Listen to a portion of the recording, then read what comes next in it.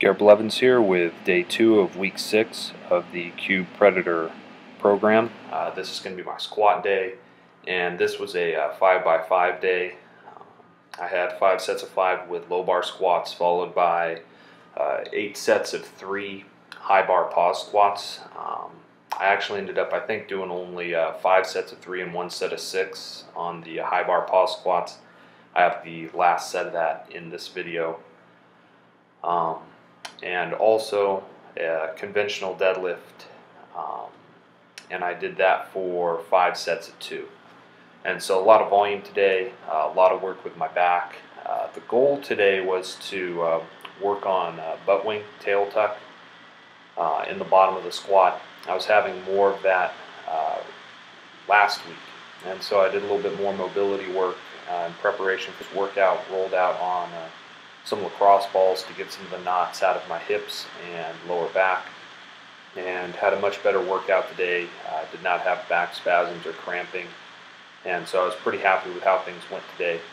You'll notice in my squat form, depth is alright, but one of the problems I'm having is I have to stop going down because my hip starts, I kind of run into myself in my hip on the top, and so I have to either start rounding my lower back to get around that, or I have to just start going back up.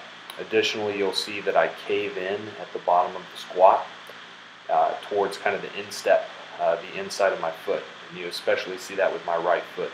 And I'm going to have to work on keeping my knees out a little bit more. Maybe pointing my toes forward will assist with that as well.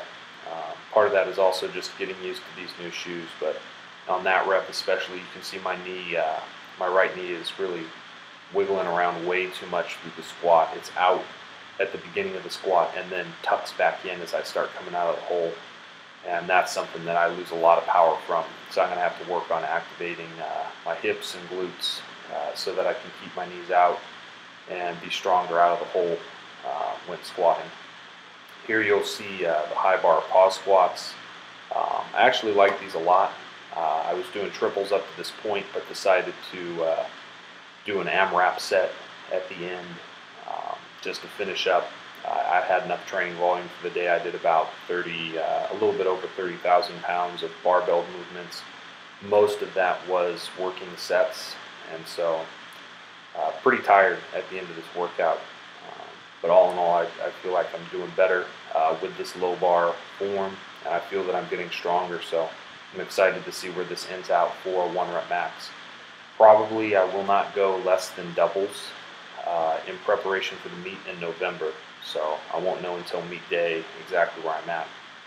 One of the things I was thinking about was preparation and looking to the future and what could happen and what the dangers might be in the future based on what's happened in the past. And I've been thinking about nationals and what happened there with my form, what happened there with my meet preparation. And I'm making a couple of changes to my program based on some articles from Mike Ishratel from JTS Strength. There's an interesting interview with him, Chad Wesley Smith and Brandon Lilly online at jtsstrength.com. I think it's a 360 Strong podcast, and so if you're not cued into those already, there's some good information there, and some discussion about meet prep and how to up volume, then cut volume while raising intensity, and the differences between the meet prep of a novice and an elite lifter, as well as a lifter who has less muscle, and how meet prep is different for different people. There's not a one-size-fits-all solution. But this proverb is important to me because the prudent person or the smart person, they see danger and they seek refuge. They try to avoid it. They try to outsmart it.